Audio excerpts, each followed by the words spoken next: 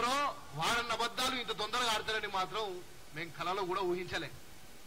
అది కూడా ఆర్ఎస్ ప్రవీణ్ గారు కేసీఆర్ గారి అడుగుజాడల్లో నడుస్తా అనుకున్నాం కానీ వారు ఎన్ని అబద్ధాలు చెప్తారో వీరన్న అబద్ధాలు చెప్తారని కలలో కూడా ఊహించలే.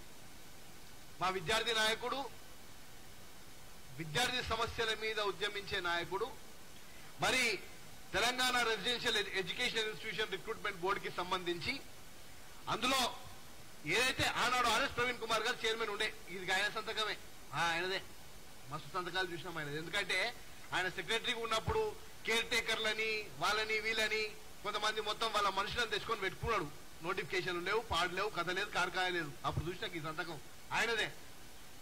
ఈ ఎడ్యుకేషనల్ బోర్డుకి చైర్మన్ ఉన్నప్పుడు జరిగిన దాని మళ్ళీ ఇప్పుడు 2023లో టిఆర్ఎస్ ప్రభుత్వం నోటిఫికేషన్ ఇచ్చినప్పుడు అదంతా క్యారీ ఫార్వర్డ్ అయ్యకుండా వచ్చింది.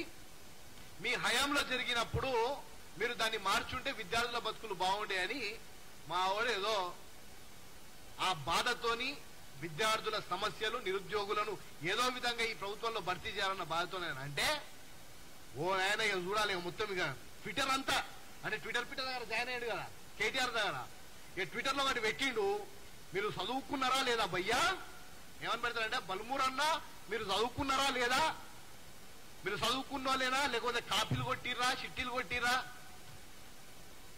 ఉన్న సమస్య అసలు అది ఆయన తీసుకునే రాలేదని చెప్పి ఆయన ట్విట్టర్ లో పెట్టిండు. ఇప్పుడు మామిడి బట్టలు కూడా తీసి ఇలా పెట్టిండు. ఎందుకు ఇవ్వండి? అరే మీరు చేసిన తప్పులేందో అందరికి తెలిసినే. తెలంగాణ రాష్ట్ర ప్రభుత్వము ఏదైతే కేసీఆర్ గారి నాయకత్వంలో దళితులను విచ్చలవిడిగా లాకప్ డెత్తులు చేస్తుంటే, ఇవన్నీ చేస్తుంటే మీరు స్వేరో అని ఒక సంస్థ స్థాపించి మీరు ఒక సామ్రాజ్యం ఏర్పాటు చేస్తుంటే ఇంటెలిజెన్స్ వ్యవస్థ లేదు, ఏది లేదు. కేసీఆర్ గారే ముమ్మాటికి 100కు 100% ఆర్ఎస్ ప్రవీణ్ గారిని బీఎస్పీలో జాయిన్ చేయించింది ఆయననే, ఆయనతో పోటీ చేయించింది ఆయననే. కాంగ్రెస్ పార్టీ గెలుస్తుంది, ప్రతి నియోజకవర్గంలో ఒక 5 నుంచి 8 వేల ఓట్లు గనక బీఎస్పీ పార్టీ దళితులను చీల్స్తే మళ్ళా టీఆర్ఎస్ పార్టీనే ప్రభుత్వం ఫామ్ అవుతుందన్న ఉద్దేశంతో ఆనాడు ఇవన్నీ కథలు చేసిరు. ఇవి తెలియదనుకుంటారా సమాజానికి? ఈరోజు మాట్లాడుతున్నారా? ఇప్పమంటారా? అన్ని చిట్టాలు ఇప్పమంటారా?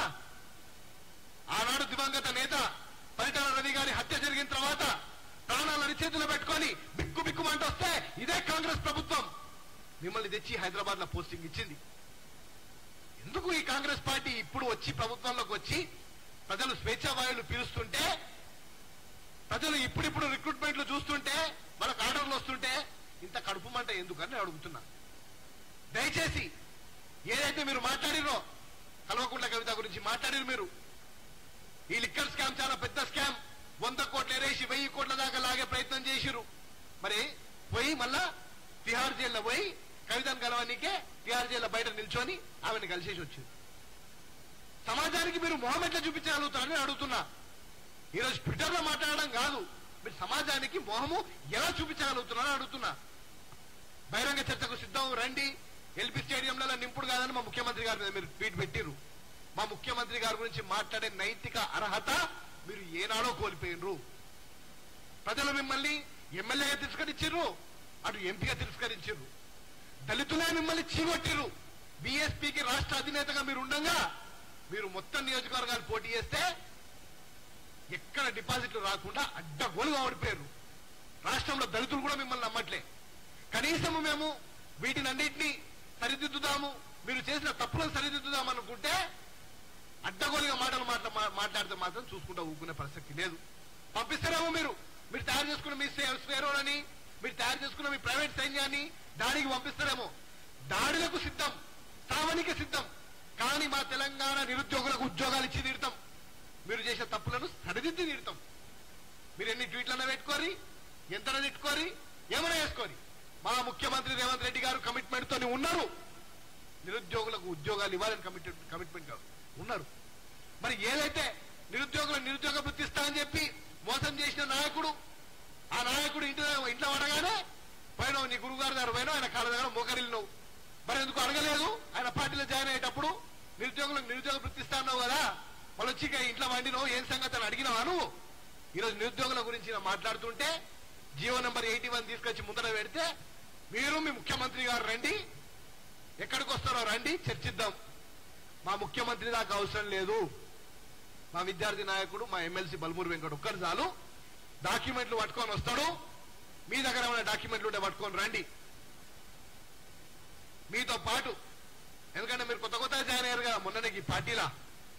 మీ నాయకులందరినీ కేటీఆర్ గారు కానీ, హరీష్ రావు గారు కానీ, లేకపోతే మొన్న స్కాములో డబ్బులు ఎక్కడ దాచిపెట్టారో కనుక్కోవడానికి మీతో పాటు కవితాన్ని కలవడానికి తిహార్ జైలుకు వచ్చిన బల్కా సుమనే గాని అందరిని తీసుకొని రండి, కట్టుకొని రండి. ఒకే ఒకడు వస్తాడు, నిల్చుంటాడు, మాట్లాడతాడు. దయచేసి ప్రభుత్వము మీద బురద జల్లే కార్యక్రమం ప్రయత్నం చేస్తే ఊరుకునే ప్రసక్తులలో లేము. మరొకసారి చెప్తున్నాము, ఎట్టి పరిస్థితులలో కూడా ఉపేక్షించే పరిస్థితే లేదు. ఎవరు ఎంతటి వారైనా, ఎవరు ఎంత ప్రజలను తప్పుదోవ పట్టించే ప్రయత్నం చేసినా వారిని ప్రజాక్షేత్రంలో వదిలే ప్రసక్తి లేదు. ఇప్పటికే పూర్తి స్థాయిగా మునిగిపోయే నావా అనవసరంగా మేము దాని మీద ముప్పేటి దాడి చేసినామంటే మొత్తానికే మునిగిపోతుంది. దయచేసి వీటినన్నింటినీ కూడా ఆర్ఎస్ ప్రవీణ్ గారు మీరంటే చాలా గౌరవం. ఎందుకంటే మీ హయాంలో ఎన్నో గురుకులాలు మీరు బాగు చేసినారు అన్నారు, ఎన్నో గురుకులాలు మీరు బంద్ చేసిర్రు. దయచేసి మీరు చేసిన సేవ చాలా ఎక్కువైపోయింది. మీరు ఏమైనా చేయాలనుకుంటే మీరు, మీ కుటుంబ సభ్యులు, మీ సమాజం మిమ్మల్ని నమ్ముకున్న మీ ప్రైవేట్ సైన్యము మీరు వాళ్ళకి చేసుకోండి. మేము మా దళితులకు, మేము మా నిరుద్యోగులకు చేసుకోవడానికి మా దగ్గర శక్తి ఉంది, తప్పకుండా చేస్తాం. మా వాళ్ళకి ఏమైనా అయితే కూడా వాళ్ళకి అండగా నిల్చోడానికి మేము ఉన్నాం. మీరు అంత కష్టపడాల్సిన అవసరం లేదు. మీరు ఇచ్చిన వాటిని మరొకసారి మీరు సరిదిద్దుకోండి. మీకు గుర్తులేదేమో 2018లో మీరిచ్చిన నోటిఫికేషనే, మీరు రిక్రూట్మెంట్ బోర్డు చైర్మన్ ఉండే, మీరు ఆనాడు ముఖ్యమంత్రి కేసీఆర్ గారి అడుగుజాడలలో, వారి డైరెక్షన్స్లలో కాంగ్రెస్ పార్టీని ఏ విధంగా ప్రభుత్వంలోకి రానివ్వకుండా ఉండటానికి మీరు ఏర్పాటు చేసుకునే ఆ సామ్రాజ్యంలో భాగంగా మీరు ఇవన్నీ మర్చిపోయినట్టు మీరు చేసినాయి.